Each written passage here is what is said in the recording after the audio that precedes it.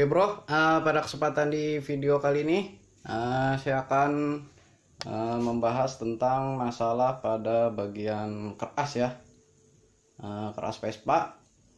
Yang mana di video sebelumnya saya hanya mereview sebuah alat ya yang sudah saya buat. Karena alat ini saya jadi banyak juga ya dari permasalahan keras ini yang perlu saya bahas ya sama teman-teman. Tentang masalah pada bagian kerasnya ini ya. Jangan sampai kerasnya teman-teman nih sampai kejadian seperti ini bro, kerasnya ini sampai patah seperti ini ya. Nah, ini ada sebabnya ya, dan juga saya akan menjelaskan sama teman-teman itu betapa pentingnya ya mengecek bagian keras, terutama untuk mesin Vespa-nya sendiri ya. Untuk mesin Vespa teman-teman sendiri yang mungkin banyak yang belum paham ya. Nah, di sini saya akan jelaskan sedikit demi sedikit ya. Semoga bermanfaat ya buat teman-teman. Oke bro, sebelum saya bahas tentang masalah keras ya, di sini saya akan bagikan sebuah informasi ya sama teman-teman, dimana saya akan mengupgrade keras yang patah ini ya. Ini dari keras super, kita akan upgrade ke keras gede ya, tanpa kita ganti rengkesnya, tanpa kita ganti keseluruhan kerasnya ya. Jadi hanya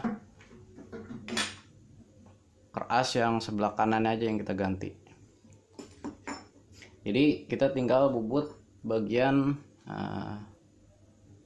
dudukan sealnya aja ya. Dudukan seal kita bubut, kita ikutin sesuai ukuran keras kecil. Jadi yang sebelah kiri tetap pakai punya super ya. Jadi bearingnya juga masih tetap pakai punya super. Jadi lebih kita cari cara simpelnya aja ya buat upgrade, supaya super ini bisa pakai pengapian Excel, PX, CDI di mesin super ya. Nah, cara ini juga lebih PNP ya bro, tanpa kita utak-atik lagi yang lain ya. Jadi kita tinggal pasang, nggak kayak kalau kita misal ganti keras gede. Nah itu banyak ya yang harus diutak-atik. Nah, kalau kita hanya kawinin, kita hanya bubut bagian sealnya aja bro. Kalau misalnya kita ganti keras gede, nah itu dari mesin super, nah itu banyak ya yang diutak-atik ya, dari sepan, dari rengkesnya, itu banyak ya. Udah gitu juga belum tentu jarak keras itu belum tentu sesuai ya. Emang bisa sih dipasang kalau mesin super kita ganti rengkes PX, kita ganti keras gede, itu sebenarnya bisa. Cuman kalau kita udah pasang rengkesnya itu lock, nah itu biasanya ada celah ya, ada jarak sedikit di bagian kerasnya ini. Jadi jaraknya dia tuh ada, nggak dapet full, tapi dia ada jarak segini. Kalau kita lihat dari dalam tuh, kita lihat dari dalam dia ada jaraknya segini. Jadi rengkesnya itu nggak benar-benar sinkron ya, nggak benar-benar sesuai ya antara super sama PX. Nah kemudian di sini saya hanya mengganti bagian sini aja ya bro, karena di sini kerasnya juga mau saya ganti sendiri ya. Kebetulan saya lagi bikin alat bro, alat mesin press dari dongkrak ya. Semoga aja berhasil nih kita buat ya, buat buka stang sernya sendiri.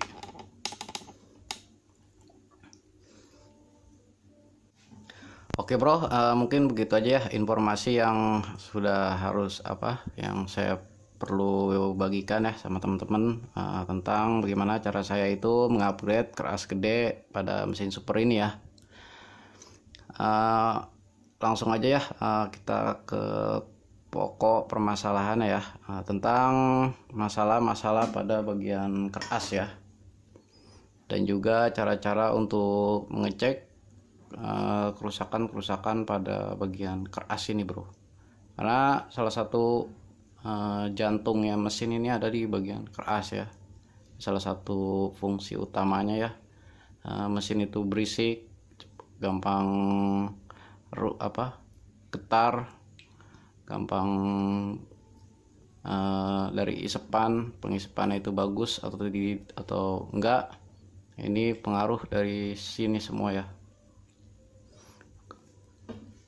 Oke bro, langsung aja ya. Untuk masalah yang pertama itu pada bagian keras ya. Nah, pertama kita akan cek pada bagian stang seher ini bro. Kerusakan pada bagian stang seher ini ya. Di video sebelumnya juga saya sudah jelasin ya cara ngecek stang seher itu. Yang pertama itu adalah kita cek pada stang seher ini, kita goyangin seperti ini ya. Kalau oblak dia itu emang wajar bro, emang oblak karena dia itu kelahar bambu ya. Tapi kalau oblaknya seperti ini, nah ini berarti udah kemakan kuningannya bro, udah kemakan kuningannya ya. Nah kalau kuningannya itu udah kemakan, otomatis lama-lama tuh stang seher ini bisa mentok sama si bandul keras ini nih, bisa kemakan bro, kayak gini. Nah, ya gini nih. Nah keras ini bisa kemakan seperti ini ya. Kalau udah seperti ini, dia tuh masuk bisa jebolin sepan, bisa jebolin seher ya, karena bekas-bekas gramnya itu ya pasti bakalan masuk ke seher atau ke gerus di sepan ya, bekasnya dia.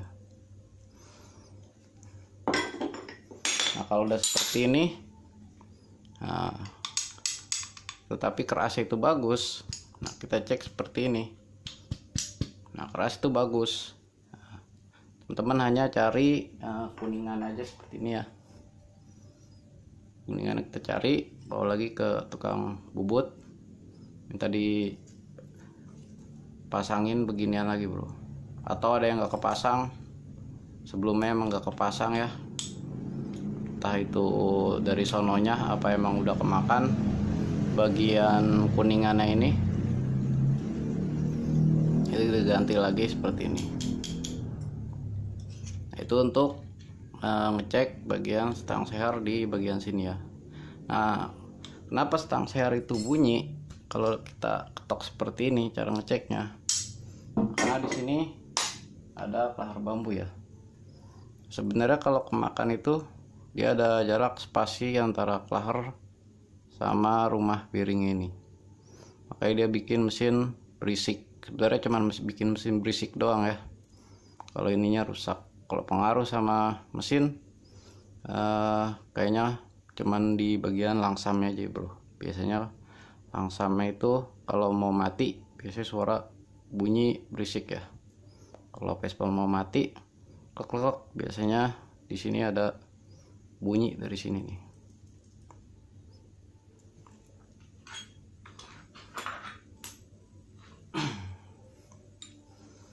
Nih seperti ini bro.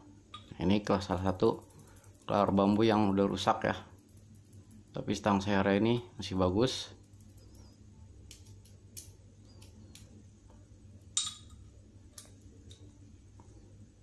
Nah ini udah rusak nih, udah kasar suaranya.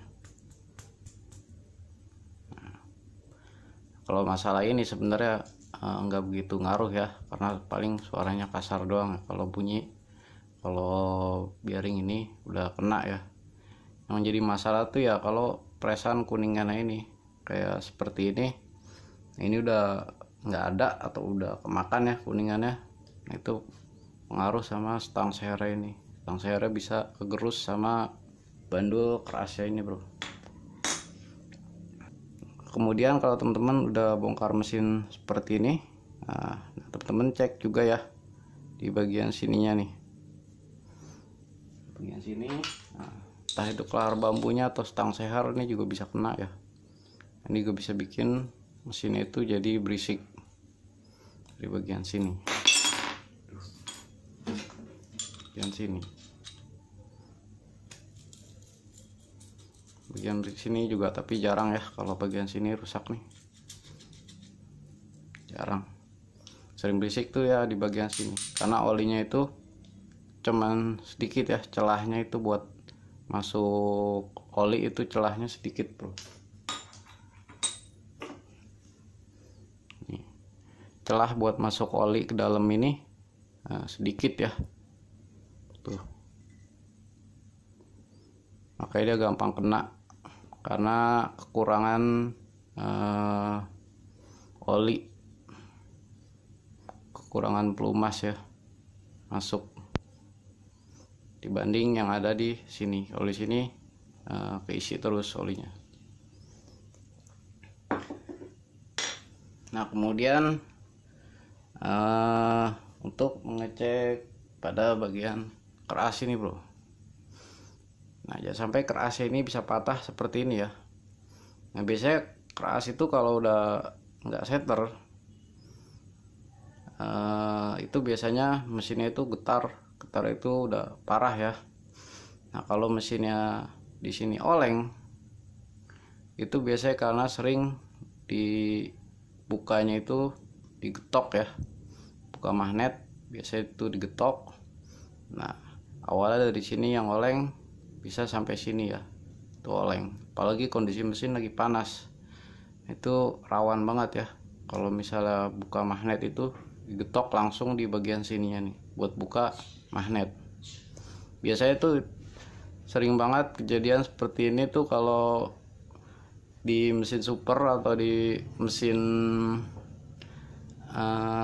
sprint atau bajai ya, karena magnetnya ini tidak ada tracker ya, tidak ada tracker yang buka, kayak model kuncian doang ya, kuncian snap ring di bagian magnetnya ya, yang buat buka magnet. Jadi dia nggak ada tracker ya, makanya biasanya sering banget digetok ya buat buka magnet itu. Nah itu pengaruhnya di bagian sini tuh bisa bengkok bro. Makanya kalau misalnya habis ganti stang seher terus kemudian keras ini di center lagi, apalagi senternya itu pakai mata bro, mesti pakai mata tuh, dia nggak menggunakan dial gap seperti ini tukang bubutnya. Nah, itu biasanya dia hanya melihat dari pelurusan antara keras yang sebelah sini sama sini nih. Kalau misalnya dipasang itu diputer, dia biasanya ngeliat dari sini sama sini. Kalau udah lurus ya udah. Nah, sebenarnya kalau ngelihat dari sini sama sini itu sebenarnya salah ya kalau Vespa bro. Kenapa saya bilang salah? Karena bagian sini sering oleng. Ngukurnya itu sebenarnya yang lebih bagus dari bagian sini sama bagian sini. Ya habis gimana ya? Karena sering banget, apalagi yang namanya keras super itu, keras bajai, keras kecil, itu biasanya sering banget di bagian sini tuh oleng ya. Makanya kalau kita ngeliat lurus ya, posisi lurus, nah itu kalau nggak pakai dial seperti ini kemungkinan nggak maksimal ya untuk cara center kerasnya. Nah itu kalau pengaruh keras nggak center itu sebenarnya banyak ya bro, terutama pada bagian isepan. Apalagi habis bikin isepan ya, kerasnya tuh nggak di center, nah, itu sebenarnya sangat disayangkan ya, karena bakalan sia-sia ya, apalagi kerasnya itu nggak center. Isepan baru tapi keras nggak center, percuma ya, pasti bakal jebol lagi isepannya ya. Jangankan pakai kita lem ya, kita pakai lem isepannya kita bikin sendiri, yang dibubut aja udah pasti jebol lagi bro kalau isepannya itu nggak center. Makanya kalau bikin isepan jangan merasa bangga dulu ya, apalagi isepannya itu baru pertama kali kita pasang Ryan itu serut banget. Begitu bensin nggak turun-turun ya kan, tapi kita nggak ngecek dari ujung keras ini ke ujung keras ini. Jadi pengecekan yang paling harus kita cek itu ketika mesin itu sudah terpasang. Nah di sini kita masukin bensin. Nah dari ujung keras ini sampai ke ujung ini itu udah nggak bocor bro. Kalau di sininya bagus, kita putar terus kerasnya, kita putar terus sampai belakang. Nah yang belakang sini nih, bagian sini itu bocor. Nah itu sia-sia ya bikin isepannya kalau seperti itu. Karena apa? Kerasnya berarti tinggi sebelah. Kalau nggak center tuh biasanya tinggi sebelah. Sini tinggi, sini pendek. Makanya percuma. Ntar pasti bakal nggak awet bro isepannya. Pasti bakal bocor lagi. Nah kalau udah di center, kita udah paksa buat nyala. Misalnya habis bikin isepan, kita paksa nyala. Nah, terus kemudian kita center lagi kerasnya. Itu pasti isepannya udah harus dilas lagi bro. Makanya sayang banget ya kalau keras center kita lem aja itu awet, kita lem Dexton atau kita pakai lem porting itu awet bro biasanya. Nah itu makanya keras ini pengaruh banget ya, apalagi kalau nggak center. Nah yang parah itu bagian keras itu kalau sudah oleng ya. Nah selain patah seperti ini ya, nah bagian kopling nih, benerin kopling tuh nggak bener-bener berisik terus. Padahal bagian koplingnya di sini oleng. Buka keras itu dipaksa terus bagian sini, digetok langsung pakai obeng atau baut ya, langsung di sini. Itu berbahaya banget ya, bikin kerasnya itu bengkok. Nah kalau AC ini udah bengkok atau oleng, itu kopling juga, putaran kopling itu bakal goyang bro. Makanya gigi ketemu gigi itu jadi kasar suaranya kalau asnya ini oleng ya. Ini parah ya kalau bagian as ini sudah pada oleng bro. Nah kalau asnya udah oleng gini, jalan satu-satunya ya bawa tukang bubut bro, jelas di center asnya lagi atau ganti keras ya, itu lebih bagus.